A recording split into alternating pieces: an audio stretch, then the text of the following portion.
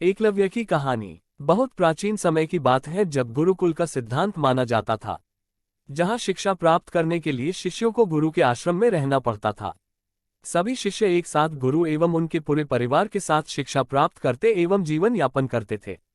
ये बात उस समय की है जब शिक्षा भी कुल देखकर दी जाती थी। जैसे युद्ध एवं शास्त्रों का प्रशिक्षण केवल उच्च कुलीन क्षत्रिय एवं ब्राह्मण कुल के शिष्य ले सकते थे।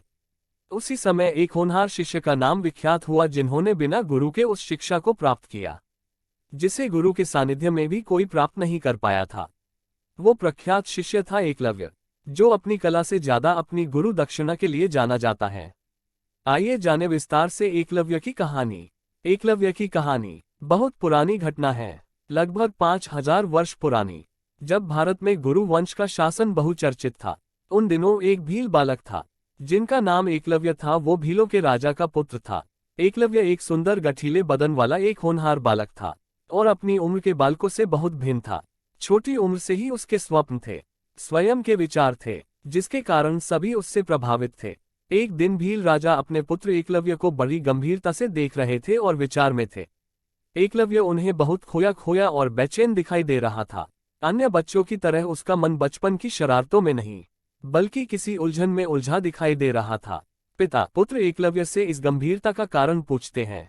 तब एकलव्य अपने दिल की बात अपने पिता से कहता है, पिताजी, मैं एक धनुर्धर बनना चाहता हूँ और इसकी शिक्षा मैं गुरु द्रोण से लेना चाहता हूँ। ये सुन पिता सोच में पड़ जाते हैं। उन्हें पता है कि गुरु द्रोण राजकुमारों को ही शिक्षित करते हैं और भील जाति को विद्या देना गुरु द्रोण के धर्म के विरुद्ध है। लेकिन एकलव्य के मुख पर धनुर्धर बनने की जो प्रबल इच्छा थी, उसके आगे पिता कुछ कह नहीं पाते और अपने पुत्र को गुरु द्रोण के पास जाने की आज्ञा दे देते हैं। एकलव्य बहुत उत्साह के साथ गुरुकुल की तरफ यात्रा शुरू करता है और कई तरह के स्वप्न और दृढ़ संकल्प मन में लिए वो गुरु द्रोण के गुरुकुल पहुंचता है। उस समय द्रोणाचार्य हस्तिनापुर के राजकुमारों को शिक्षित कर रहे थे। जब एकलव्य गुरुकुल में प्रवेश करता है, उसकी आंखें तेजी से गुरु द्रोण को ढूंढती हैं। उसने कभी द्रोण को देखा नहीं था, लेकिन उसके अंतरपटल में उनकी एक विशेष छवि थी और वो उसी छवि को ढूंढता है। उसे आश्रम के प्रशिक्षण क्षेत्र में एक बालक के साथ गुरु दिखाई देते हैं, जो उस बालक को धनुर्विद्या का पाठ सिखा रहे हैं। एक झलक में ही एकलव्य को एहसास हो जाता है कि यही है उसके गुरु द्रोण, जिनसे विद्या लेने वो अपने घर से इतना दूर आया है। एकलव्य गुरु द्रोण के समीप जाकर उन्हें प्रणाम करता है। एक अपरिचित चेहरे को देख गुरु द्रोण प्रश्न करते हैं, पूछते हैं, तुम कौन हो, जिसे मैंने कभी अपने आश्रम में नहीं देखा। एकलव्य विनम्र भाव से हाथ जोड़कर उत्तर देता है, हे गुरु श्रेष्ठ, मैं भील राजा का पुत्र एकलव्य हूँ और आपसे धनुर्विद्या सीखने की इच्छा लिए बड़ी दूर से आया हूँ। द्रोण कहते हैं, तुम भील हो, अर्थात शास्त्रों के नियमानुसार तुम एक शूद्र जाति के बालक हो। हे बालक, मैं एक उच्च कुलीन ब्राह्मण हूँ और शास्त्रानुसार मैं केवल उच्च कुल अर्थात राज परिवार एवं ब्राह्मण के बालकों को ही शिक्षा दे सकता हूँ और यही मेरा धर्म है। मैं तुम्हारी कोई मदद नहीं कर सकता, यह मेरे धर्म के विरुद्ध होगा। एकलव्य को गुरु की बातों का बहुत गहरा आघात पहुंचता है। उसे यह प्रथा एक असहनीय पीड़ा देती है। वो शीश झुकाए खड़ा रहता है। तब समीप खड़ा राजकुमार अपमानजनक शब्दों में एकलव्य को वहां से जाने को कहता है। वह राजकुमार कोई और नहीं बल्कि अर्जुन था, जो एकलव्य से कहता है, क्या तुम्हें जातिगत नियमों का जरा भी ज्ञान नहीं, जो तुम गुरु श्रेष्ठ से विद्या सीखने की इच्छा लिए आए हो। इस तरह अर्जुन एकलव्य को आश्रम से अपमानित कर बाहर जाने का रास्ता दिखा देता है।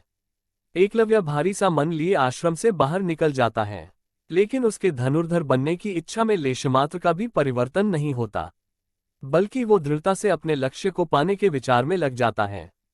अपने क्षेत्र में आकर वो जंगल के एक शांत स्थान को चुनता है, उसे स्वच्छ करता है, वहां गुरु द्रोण की एक भव्य प्रतिमा बनाता है और दिन प्रतिदिन उनकी पूजा कर धनुर्विद्या का अभ्यास करता है। अपनी लगन एवं गुरु के प्रति निष्काम श्रद्धा के कारण एकलव्य की कला दिन प्रतिदिन निखरती जाती है। वो एक महान धनुर्धर बनने की दिशा में आगे बढ़ता जाता है। कुछ वर्षों बाद एक दिन एकलव्य जंगल में अभ्यास कर रहा था। तभी एक कुत्ता भौंकने लगता है, जो उसके अभ्यास में विघ्न डाल रहा था। पहले वो भौंकने की आवाज को नजरअंदाज करता, लेकिन बहुत देर होने पर उसे गुस्सा आ जाता है और वो अपना धनुष उठाकर कुत्ते की तरफ निशाना साधता और बिना कुत्ते को आघात किए उसके मुंह में तीरों को इस तरह डाल देता है कि कुत्ते का मुंह खुला रह जाता है। लेकिन उसे जरा भी दर्द नहीं होता, इस तरह उसका भौंकना बंद हो जाता है। उस समय उस वन में कुछ दूरी पर गुरु द्रोण के साथ सभी राजकुमार भी अभ्यास कर रहे थे। तब सभी की नजर उस कुत्ते पर पड़ती है, जिसे देख गुरु द्रोण आश्चर्यचकित रह जाते हैं और उनके मन में ये जिज्ञासा उठती है कि यह कौन महान धनुर्धर है जिसने इतने अच्छी तरह से इस कुत्ते का भौंकना बंद किया। द्रोण उससे मिलने की इच्छा प्रकट करते हैं और सभी के साथ वन में उस महान धनुर्धर की खोज में निकल पड़ते हैं। कुछ दूरी पर उन्हें एकलव्य दिखाई देता है, जिसे वे पहचान नहीं पाते और पूछते हैं, क्या तुम वो धनुर्धर हो जिसने इस कुत्ते का भौंकना बंद किया? एकलव्य उसी विनम्रता से प्रणाम करते हुए हाँ में शीश झुकाता है। गुरु द्रोण कहते हैं, हे महर्षि, मैं तुम्हारे गुरु से मिलना चाहता हूं जिसने तुम्हें इस काबिल बनाया है। तब एकलव्य शीश झुकाकर कहता है, मेरे महान आदरणीय गुरु का नाम गुरु द्रोण है। ये सुन द्रोण आश्चर्य से कहते हैं, ये कैसे संभव है? द्रोण मेरा नाम है और मैं तुम्हारा गुरु नहीं हूं। एकलव्य द्रोण को उनकी प्रतिमा दिखाता है और भूतकाल में हुई वो घटना याद दिलाता है, हे गुरुवर, मैं वही भील बालक हूं जो आपसे शिक्षा ग्रहण की इच्छा लिए गुरुकुल में आया था। तब आपने मुझे शूद्र कहकर मुझे ना कह दिया था, लेकिन मेरी इच्छा प्रबल थी, इसलिए मैंने आपकी प्रतिमा के सामने दिन प्रतिदिन आपको गुरु मानकर अभ्यास किया और एक धनुर्धारी बन सका। ये देख गुरु द्रोण के मन में बहुत खुशी होती है, लेकिन उनके अहम को आघात भी पहुंचता है, क्योंकि उन्होंने ये प्रण लिया था कि वो अर्जुन को श्रेष्ठ धनुर्धारी बनाएंगे और एकलव्य के होते ये संभव नहीं। गुरु द्रोण अपने इस अपमान को सहन नहीं कर पाते। तब गुरु द्रोण एकलव्य से कहते हैं, तुमने शिक्षा तो प्राप्त कर ली, पर क्या तुम जानते हो शिक्षा के बदले गुरु को गुरु दक्षिणा दी जाती है। क्या तुम मुझे गुरु दक्षिणा नहीं दोगे? ये सुन एकलव्य बहुत खुश होता है। उसके लिए तो यही बड़ी बात थी कि गुरु द्रोण ने उसे अपना शिष्य कहा और वो कह देता है, हे गुरुवर, यह मेरा धन्यभाग्य होगा अगर मैं आपको शिष्य के रूप में गुरु दक्षिणा दे सकूं। आप जो कहेंगे मैं आपको अवश्य दूंगा। द्रोण कहते हैं, एक बार सोच लो, अगर तुम ना दे सके तो तुम्हारी विद्या व्यर्थ हो जाएगी। एकलव्य कहता है, आप जो कहेंगे मैं प्राण देकर भी दूंगा। गुरु द्रोण बड़ी क्रूरता से कहते हैं, हे महान धनुर्धर, मुझे गुरु दक्षिणा में तुम्हारे दाहिने हाथ का अंगूठा चाहिए। जिसे सुन वहां खड़ा हर एक स्तब्ध रह जाता है, क्योंकि किसी धनुर्धारी से उसके दाहिने हाथ का अंगूठा मांगना मतलब उससे उसकी शिक्षा लेने के बराबर ही था। लेकिन गुरु द्रोण को अर्जुन को ही श्रेष्ठ बनाना था, जो कि एकलव्य के होते नहीं हो सकता था। एकलव्य मुस्कुराते हुए अपने कमर में बंधे चाकू को निकालता है और बिना किसी विपदा के अपने दाहिने हाथ का अंगूठा काटकर अपने गुरु को गुरु दक्षिणा देता है। उसके ऐसा करते ही गुरु द्रोण को आत्मग्लानि होती है, लेकिन वो अपने प्रण के आगे निष्ठुर बन जाते हैं। गुरु द्रोण आगे बढ़कर एकलव्य के शीश पर हाथ रखते हैं और उसे आशीर्वाद देते हैं, पुत्र, अंगूठा देने के बाद भी इतिहास के पन्नों में एक महान धनुर्धारी के रूप में तुम्हें जाना जाएगा। तुम्हारी कथा हर एक मनुष्य के मुख पर होगी जब कोई गुरु दक्षिणा एवं गुरु निष्ठा की बात कहेगा। इस तरह एकलव्य अपने संकल्प के कारण बिना गुरु के भी एक महान धनुर्धर बनता है और अपनी गुरु निष्ठा एवं गुरु दक्षिणा के लिए जाना जाता है। आज के इस महत्वपूर्ण धार्मिक प्रकाशन को हम यहीं समाप्त करने की आज्ञा चाहते हैं। आप सबसे नम्र विनती है कि कृपया आप सब अपने अनमोल विचार हमें कमेंट बॉक्स में अवश्य लिखें। इस चैनल से आपको सनातन धर्म, हिंदू धार्मिक पुराणों, उपनिषदों, ग्रंथों, वेदों, बच्चों के लिए शिक्षाप्रद, मोटिवेशनल, नैतिक शिक्षा, बोध कथाएं, पौराणिक कथाएं इत्यादि और हिंदू देवी देवताओं से संबंधित ज्ञान और नई नई जानकारी प्राप्त होगी।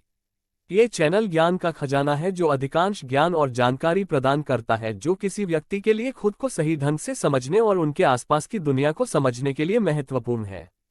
जीवन के बारे में आपको जो कुछ भी जानने की जरूरत है वह इस चैनल में है, लगभग सब कुछ। इस चैनल को अपने दोस्तों रिश्तेदारों में शेयर करें और सब्सक्राइब करें।